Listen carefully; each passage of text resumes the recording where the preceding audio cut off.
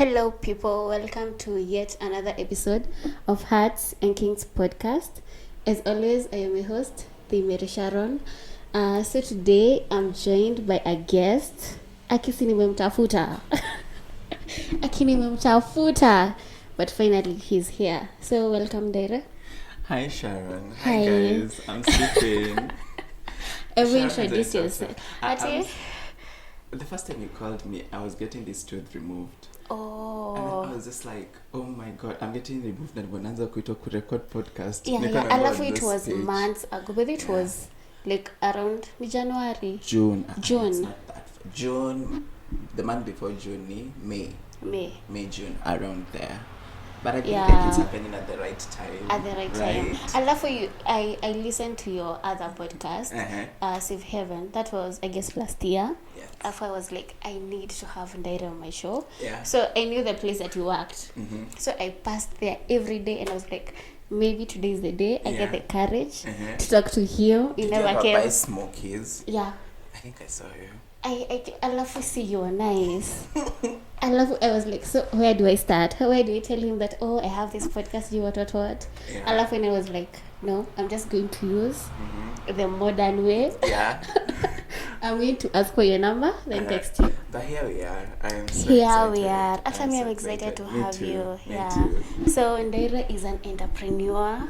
Yeah. Yeah, he also hosts a show on TikTok. Yes, I'm a digital content creator. I think that is my newest, accepting myself as a creator. I'm a digital content creator. I am also an entrepreneur. I am the creator of Blessed Air Beauty. So at Blessed Air Beauty, we offer organic skincare and organic lip care solutions. I create content in Kikuyu.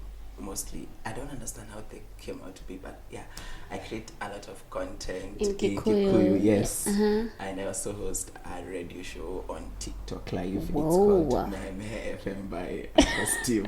Basically, it's just a show where we just talk about stuff and gossip about stuff. A very good day to end your day after like a long day of hustling and things of that sort. I felt like having a show every day, Monday to Friday, where I get to engage with my fans on a personal basis. So it's like such an interesting concept. I love it's good because you get, as in your fans get to have like your most authentic self. They get to experience you like on a personal level. Yes.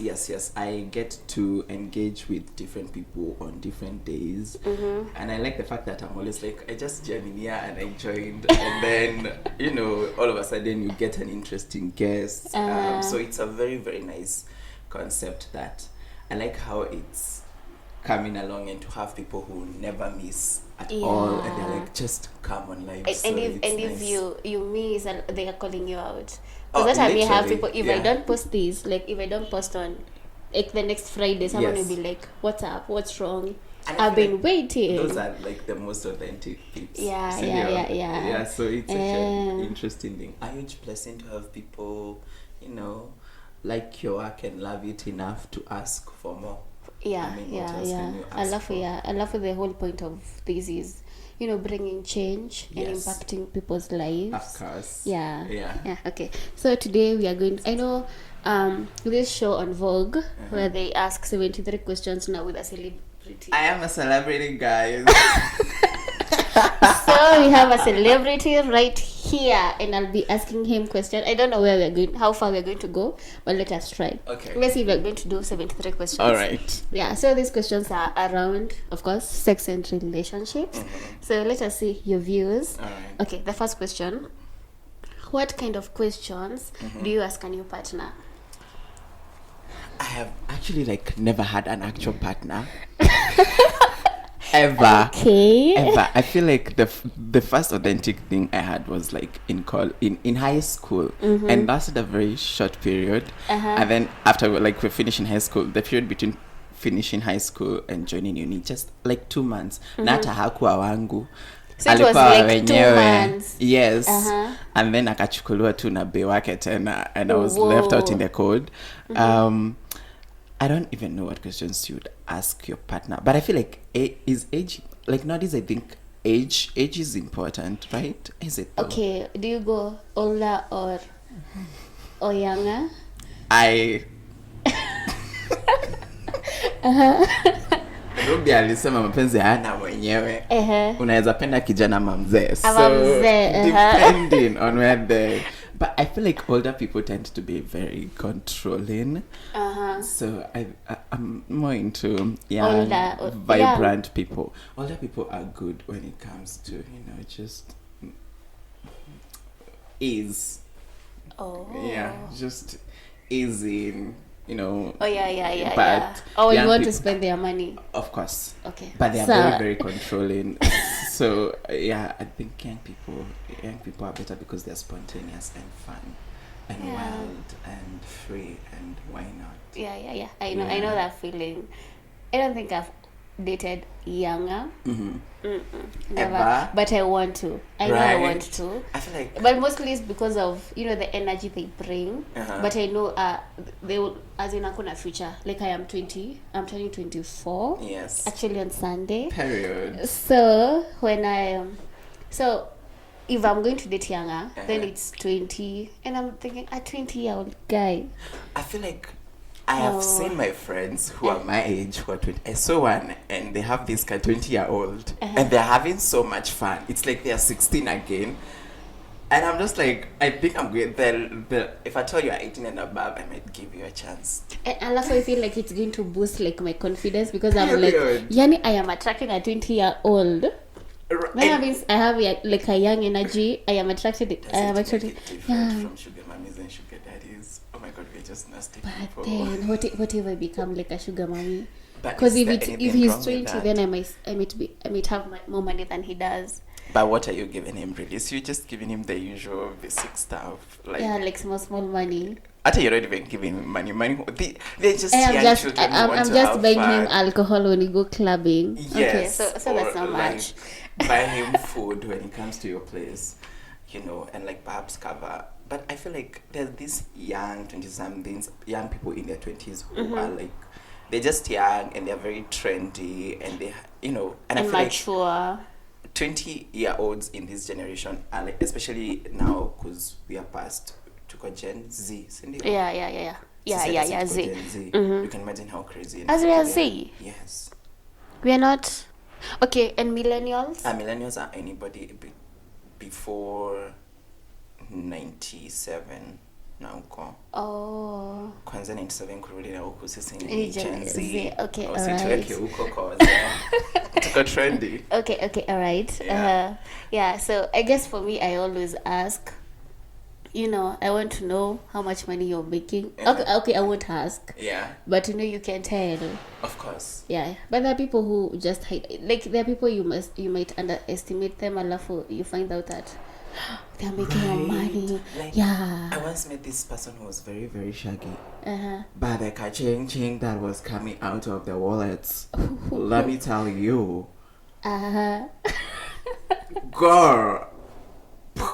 A lot. Yeah, there are people who are just going to downplay it. Of course. But they have money. Yes. So, yeah. So I want to know how much, as in, let's see, like, I have to respect you if you're making more. Okay, so what else?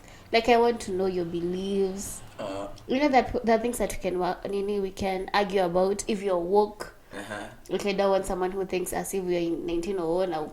Yeah, so, yeah. I think you're a human being. I read The Art of Seduction by Robert Greene. Yeah, I have then also read the Laws of Power. And for me, when it comes to any kind of relationship, be it sexual, be it not, I'm just playing psychological games. And that's not toxicity? No, it's not toxic. It's not really toxic because people are coming to you because they want something from you. So you just become what they want, and it's all about power, though. Okay, so I will give us a tip. The thing is, what kind of game? Yeah, a time comes where this whole high and psychological high of feeling in love, and then it goes away. And then now there's actually like raw, then you authentic. need, So how do you deal with that? And then you realize that you do that by like knowing, like anytime I meet people, I like knowing I'll just know their past slowly, like. So that you can know. But then their past is their past. But their past makes them who they are today. Okay. So what about their past? Their past relationship. So let's their say past someone, sexual. Like let's say someone has grown up with parents who do not listen to him or her. So you know that this person has an issue with being heard. Either they are needy or they are closed off. So you just, if they are needy, you are just acting available at a distance. Like you just.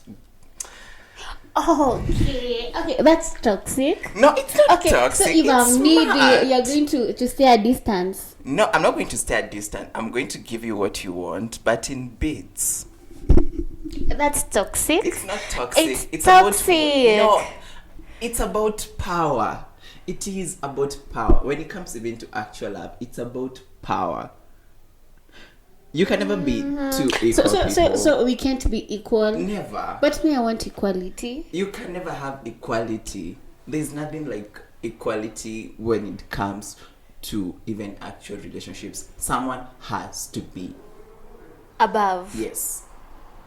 Okay, so in your relationship, you want to be above. Yeah, you just have to be above. Because the moment you have someone psychologically, then, and here at heart, then. Like, I know I play games, but not like that. But you see, it's not like I'm not being dishonest with the person. But you've learned a weak point that you're using against them, and for you, like you're benefiting from it. If I'm going to have like an easier time, so be it. Honestly. So be it. So be it. And sometimes I think that makes me like a bad person or something. But I'm now coming to think about it, and I'm like, what else can you do with the kind of people who are like just here around in the world? So I'm just like, cool. I feel like even the person that I'm going to perhaps end up with, they're also going to take advantage of me. It's not like I'm bulletproof or like I don't have any weak points. So the more I know there's better and before the for your benefit. Yes. Okay, all right. Because people are difficult generally. Human beings are just difficult beings. So if at all you figure someone fast enough and you can just have an easier time with them, the better. Okay. Because for me, maybe, I'm learning, but I still don't know if I've played games, but not. Try doing this. The next time you meet someone and you're going out on a date with them, just make it all about them. Just ask the necessary question. People love talking. About themselves. Yes. Listen. Yeah. Don't even say anything about yourself. Just listening.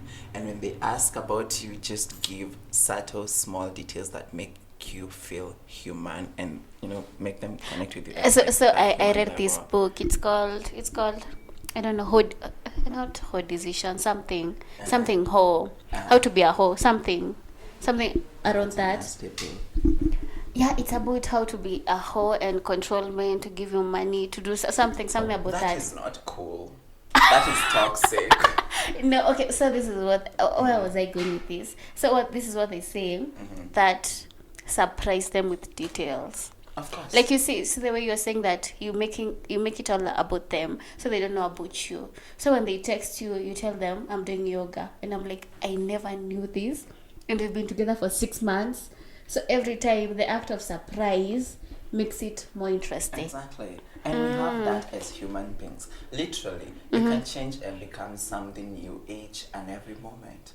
So just keep the thing rolling. I read a book called Ethical Slut, and it's all about something called ethical sluthood. Ethical sluthood is being with people for who they are at the moment. At the moment, so and not fantasizing. Yes. Yeah. So I try, of course, to be with my lovers at the moment. But I'm also a wise person, girl, so I know that this is just casual. So, so it's. But you never tell them like sweet nothings, like. No. So it never gets to I love you. No, I feel like most people are so concerned because I've had people call me heartless, and others are just like unaringa because I seriously don't. I also don't. I'm just like whatever. Like the act of me not being bothered with them will obviously bother them. But I'm also a person who is very tender when it comes to giving love and making love. And so they just can't figure out what they want, the hot or the cold. And yeah. Why not? I love switching it up. I think it's, another power play. Of course it is. You can't afford to be just someone who is plain, and you don't even need to fake something. Doesn't it take like a lot of energy from you? No. Like you have to plan these moves. You have to say, you're not planning any move. You're not planning. When it comes to ethical slathood, you're playing it at the moment. That is the only way you can win. Here, people are always planning ahead or behind. Nobody is at this particular moment. But no, me, I'm moment. comfortable with planning ahead. Then Sharon, if you ever get a guy who is like me, well, I'll go crazy. But it's good to have people who actually like plan and see like in the moment. But the next time you're with someone, and there's also that thought of you trying to, because what happens is you plan ahead and you're blurred because you can't see what is happening here. So you find yourself in a mess. Then just try to like, even when you're like having an argument, just try and just listen in. Just listen in and don't even give them your opinion or whatever or your thoughts. Just listen in. Just ask the right questions calmly and then perhaps apologize sincerely. Perhaps. Make it, yes, or just people just want to be honestly heard, and like that's it. I feel like human beings are so simple to figure out, and also I feel like mambo ni mingi, masani machache. So in a sort, we are young, so you can't also allow yourself to spend a lot of time or your time trying to figure someone who you're going nowhere with. True. It's better because the moment you're like here at this particular moment and you spent like a weekend with someone, by the time you're going home, you're going to know if this is someone you want to even ever see again, or never. You get the idea, because during that time you spent with that person, you were like there. You are there. Yes. You are not thinking. I love for thinking about the future and fantasizing about it. It clouds your judgment. Exactly. You see people you have met today, you guys are already planning on your second date, yet the first date is not even over. It's not even wow, because that happens. Exactly. Here you are, you're like, the next time we will do this, and I'm just like, let us finish this first. Thank you. Wow. Okay. So like once you will know after that time if there is going to be a next time or there won't be a next time. Yeah, true. Yeah, so maybe nakwanga like, you'll never see me again. Is it already in your head? You already know. Like, par, not me. Where utanionia TikTok? Like, utanionia TikTok. So the next one. What beliefs do you have on matters sex that many people will disagree with? I used to have this thing recently. I think it was broken down the other day.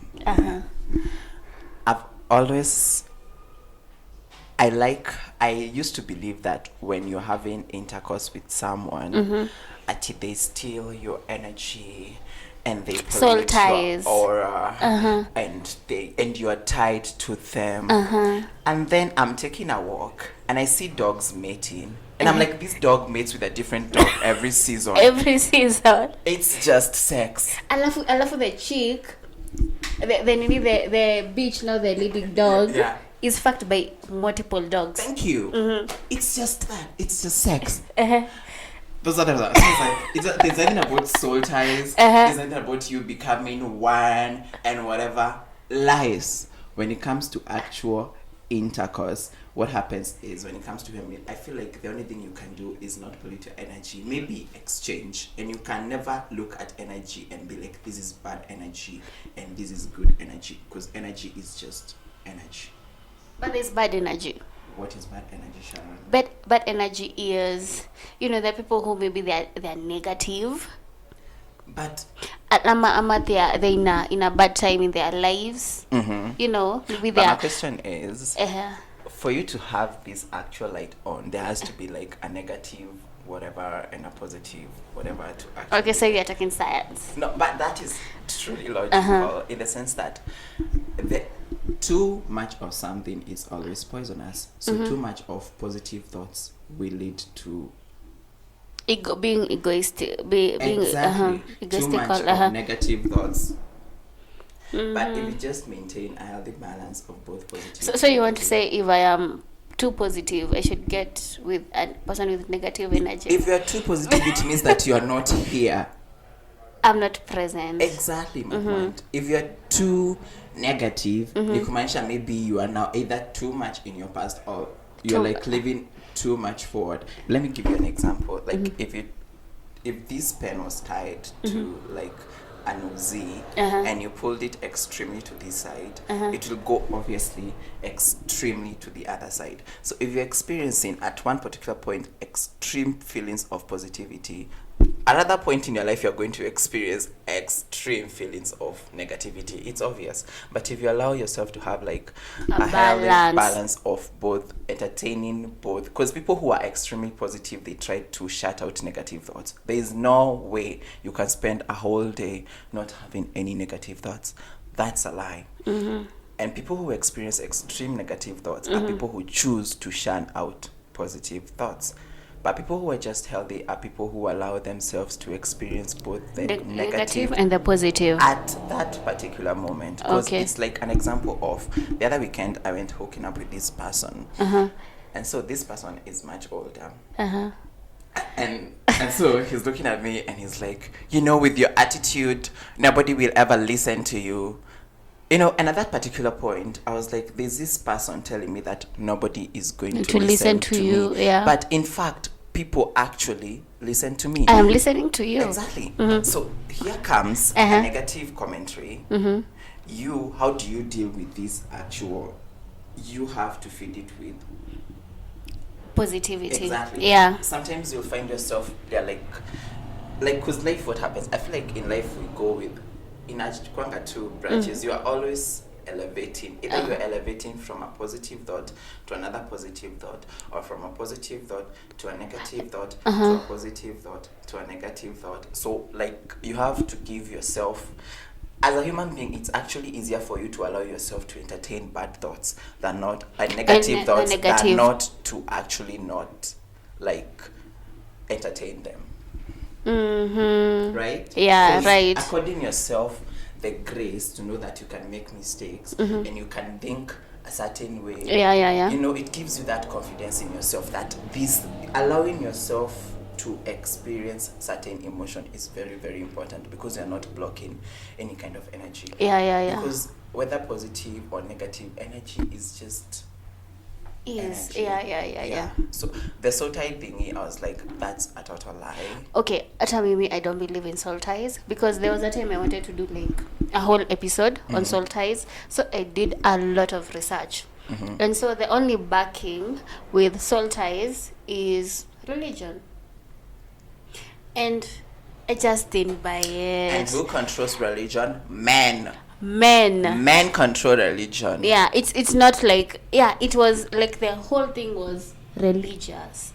So and me, I just didn't buy it. Yeah. Because all they're saying is, I don't know, energies, this is a sin, what. It's actually a lie. It's a lie. It's a whole lie. Okay, I believe that, but I still believe. I know there are people. I know a person who told me that they had sex with this person, alafu they felt some sort of way, for a whole month, their life. I don't know. Maybe it happens.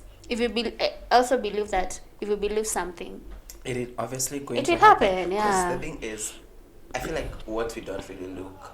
People anticipate to the before moment, before having sex, and perhaps the jury moment, but people really don't know how to deal with the after sex experience. I mean, we have been conditioned. Like for the first time I became woke. Okay, the first time I actually had sex, I was 19. That was the first time I had sex. And so remember, for the last 19 years, I've been conditioned to believe certain things about actual sex.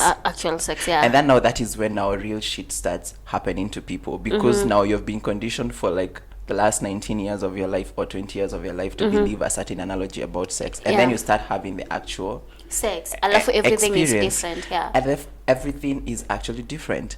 So what I try to do during sex with people is I try to actually connect with yourself, with myself. Yeah. And it's selfish, I know, and everything, but I actually try to, and I'm usually very, very, very, very cautious with how I'm doing it in particular at that particular moment, and how I'm feeling about myself at that particular moment. And what I have, one of my biggest challenges was dealing with now the thought of the after sex kind of experience, because you're going to have thoughts of feeling like perhaps I was not sexy enough, or for women I didn't arc my back well, or for a nigga he's like maybe I didn't last long, or it starts with that. I'm sometimes you feel guilty. Sometimes it's guilt. You're just feeling guilty for having a good time, and it takes a mental toll on you. So like what I've learned is just like, so I'm trying to build new sexual beliefs, and what I usually say is I'm always like, my sexual experiences are guided, whether they are bad or not, however I feel about them, they're actually guided, and whatever they bring forth, I have to actually get actual power from any kind of sexual experience, because sex is actually power. It's and I find that when I am looking to enjoy sex, I'm not looking, when I'm enjoying myself in the process, it's actually better. Period. Yeah, because even your partner wants to know that you're enjoying. As much as you want to please them, yes, they are happier when they know that you're another thing pleased. Is never please anybody in bed. Please yourself, baby girl. Never. No. Never. So don't. It's like, if at all you don't like giving blowjobs, don't give them to please your guy. You know, give them if you love them, and if you love giving them. Thank you. Do not even give a blowjob in expectation that you want him to eat you. No, just give the blowjob because you actually enjoy having the taste of perhaps a penis in your mouth. You know, eat the if you are, get the point. Don't if you want to. Exactly. Like, this has to do, because if you don't want to, actually you're going to do a shoddy job. Period. You will. You won't concentrate. Yeah, because you're like, I hate this. Exactly, I hate this. And then after the experience, like, I actually did something that I didn't like, and that's when now the afterthought, the after sexual experiences are what actually. I'm at you're mad because I'm like, I give this person a blowjob. I didn't get mine. That is. And this is selfish. But if you do it wholeheartedly because you want to, it's even fun for both of you. It's even fun. It doesn't. For me, I usually feel like, and it's not like I'm being selfish, but I'm always like, this experience has to make sense to me mostly, because you're gonna go and I'm gonna be left with me alone. So this has to actually make sense to me. So like, I feel like those are very important things that people should, I feel like, because when it comes to sex and beliefs, people should now start having their own and creating their own individual beliefs, and unconditioning themselves from whatever they've been told. Yes. Yeah. And it's difficult because we have grown up being told certain things about intercourse, really. So people need to allow and give themselves that chance to, like, uncondition themselves from intercourse. Yeah.